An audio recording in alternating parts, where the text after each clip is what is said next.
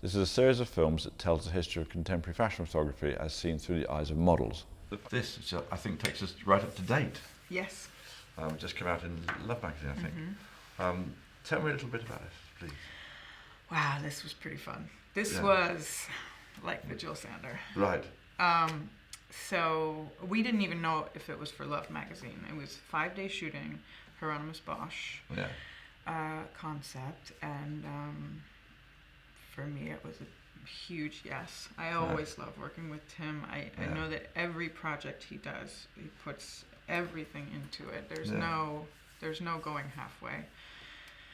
And it was a really special experience because you know, this business is so fast, so you often rarely even get to have a conversation, especially these days. I mean, there are sets I don't even speak with the photographer over lunch. There's just no time. You never actually have a conversation. So this was 5 days of, I don't know how many models there were total. Animals. I stayed in the house with the crew. There was a lot of people, a lot of set designers. So there was several hotels sort of taken up around Northumberland, and I mean, they're cooking in the kitchen. Every meal is there. Wine. There's a great room with the fireplace going the whole time. So when you're not shooting, maybe girls are reading books or playing on their laptop or having conversations. Lots of cigarettes being smoked. And then the animals came out. Right. The owls and the gigantic centipedes and the python. And because what we were told is for a gallery show that's coming out in Zurich. A private collector, I guess, asked him to do this.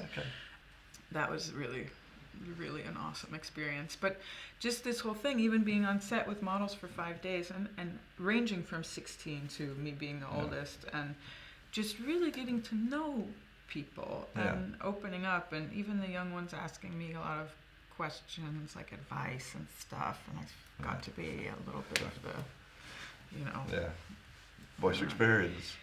Yeah, which is surprising because I still feel like I don't know what I'm doing, but and Tim's sets are very much, like more back in the day. There's no, it's not that you can't Instagram. There's a level of respect and an understanding that you just don't invade the space and the energy and the focus that's going on when you're taking a picture.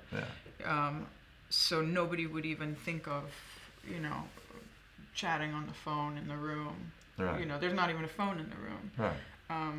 Nobody would think of pulling out their camera and taking a picture of me at that point with them so that they could put it on their Instagram. That just, so there's an incredible feeling of safety, which I miss. I mean, I love this. It's not always there on set anymore with the phones and the sort of, it can be a bit of a free for all. And obviously this is a very special experience because we're all naked. Naked, but it just kind of wound up different levels of comfort, but it just kind of wound up with us just after 5 days just being naked and just chatting and, and really enjoying each other and getting to understand all the different girls or different boys in different levels and where they come from and their artistic ideas. And he met with each person before because he wanted to make sure that they would and could understand what we were doing, what was being done, and you really got that. Each person was really excited to be there. Again, he's one of those photographers who I think has slightly changed the rule book. He's taken things on his terms and his way. You said he was up in Northumberland. Is that where Tim often shoots? Yes, he's got a couple houses, and I can't remember where they all are, but where he likes to work. And this is his friend who he shoots there a lot. I think probably the most. I think he has a house nearby as well. And the rooms just get emptied, and the sets get built, and the light is just perfect.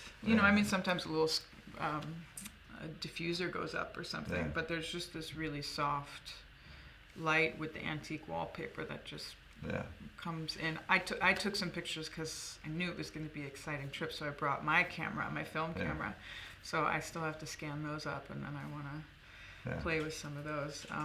because it was just the set designs. I mean, they all got a lot of them got boxed up and have been sent to the museum or the gallery as well. So they're going to be part of the exhibit that I think comes out. I think they said in October. Right.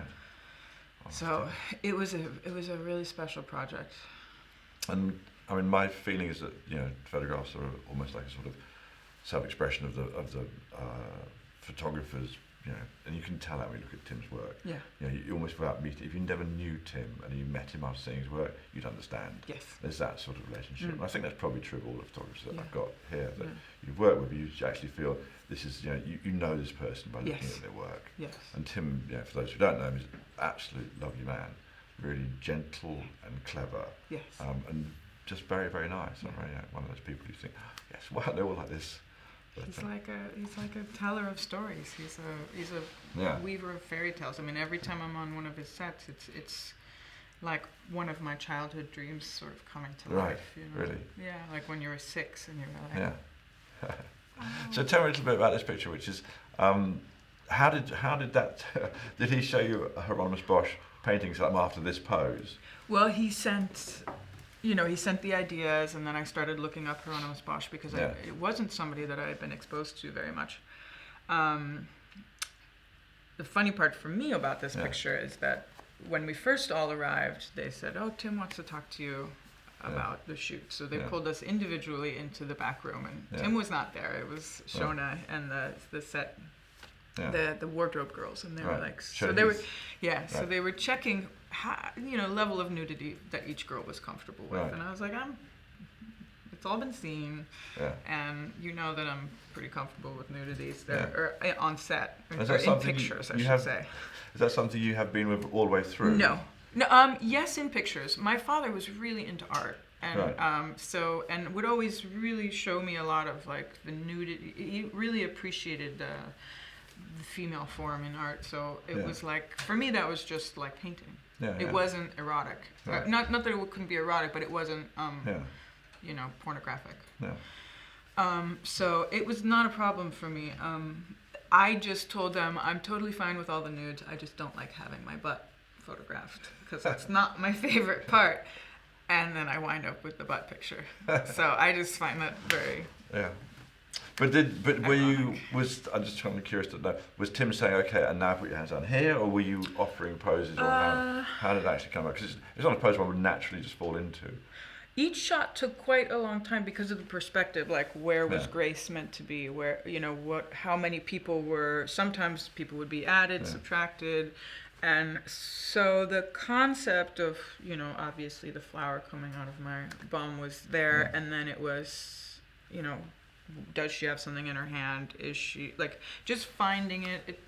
Each picture we had the time, so sometimes one would take a good 3 or 4 hours before he knew exactly who he wanted in, or what the set should look like, and how much green velvet should be there, and But he's quite calm when he photographs.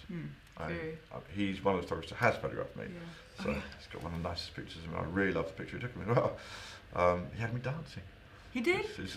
I mean, I'm sort of slightly curious. He didn't have me dancing. I danced quite naturally. Put on. So I think somebody told him what music I liked. They put it on. I was like, I'll go for it, because you feel confident. Yeah.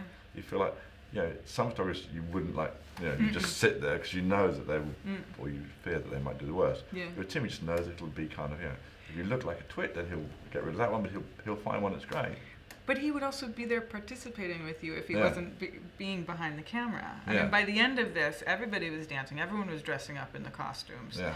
And there's even Tim and Malcolm had arm wrestling competitions. So it's like, there's just that idea that he would be doing everything that he is asking you to do for an image. Yeah. So there's not this like, well, I'm the photographer and you're the one that does what I ask you.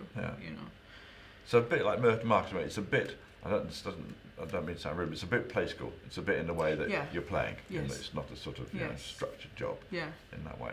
Which is what keeps me in the business, because the other parts, the whole glamazon, the like perfect outfit, that's. I don't know. It's more difficult for me to find what the meaning in that is. So let me ask you a really corny question. What was your worst shoot? What do you remember in your worst shoot? I mean, just the one that comes to mind. Yeah. It was a beauty story, I think, for Allure, and the lighting. It was a 105-degree heat wave in Paris, and very intense beauty lightings with I think probably an 8x10 or very low format camera. So once I was sat down, I wasn't allowed to move, even a millimeter. Okay. And then the photographer would go off and have a coffee and a cigarette and then come back and be mad that I had moved, even though I thought I hadn't moved. But it was a beauty story, and it was about the stresses of the stresses on the skin. So oil, pollution, stress. I don't remember what the other one was. So yeah, grease poured on the face, totally fine. Stress, red, fried foods was the grease. And then on the last shot was the pollution, and they took the ashtray and took the cigarette butts out of the ashtray and smeared it all over my face. Right. And it was quite shocking because you actually can't breathe. Right. It was just the leftovers from the ashtray as my makeup, and physically it actually affected me. I don't know if you've ever had your body painted or anything like that, no, but your skin needs, like the story of Goldfinger, your skin needs to be able to breathe, and so especially even when they put the non-toxic skin-safe paints on, when they cover a certain amount of your body, you do get sick. Right. Or I have gotten sick. Yeah. So having the remnants put on my face was it was not just uncomfortable and gross, but a little bit insulting. And sure. It's like kind of weird S&M kind of moment. Yeah. Vomiting conceptually. Yeah, and A, you're young, and B, you just want to be a part of the process, and C, you don't really think that somebody would actually purposely do something to insult you or hurt you. Yeah. So you kind of go with it, and then but then later it's just stays with you. Yeah. And were the pictures any good? Did you like them when you saw them? Did you understand what he was getting at, or no? I mean, they were fine. It wasn't. It wasn't. I do not mind suffering for a picture. No. I admire Kristen McManaman's work ethic because I have seen her dunked underwater, tied up for 2 hours straight. Yeah, I was going to talk to you about that shoot. Actually. Okay, we'll go there then. So I love just going and getting there and the adventure of it. Sometimes you get the feeling that the motivation is something else. It's a little more masochistic than it is, or sadistic, than it is for the purpose of creating an image. Because it wasn't necessary. The relationship that you enter in with any image maker or photographer that you work with is a relationship of trust. Yes. You have to feel, I should imagine, but I don't want to put words in your mouth, but I should imagine you have to feel a trust with who you're working with, because then you can let go, then you can create images like that. If you're not trusting, then I can't imagine that you would create images. And that, like I said, that's become more rare. I mean, in here you're in a room with 4 people. Right. And they're Tim's trusted crew, and so that was really like, yes, fine, make it, fine, no problem.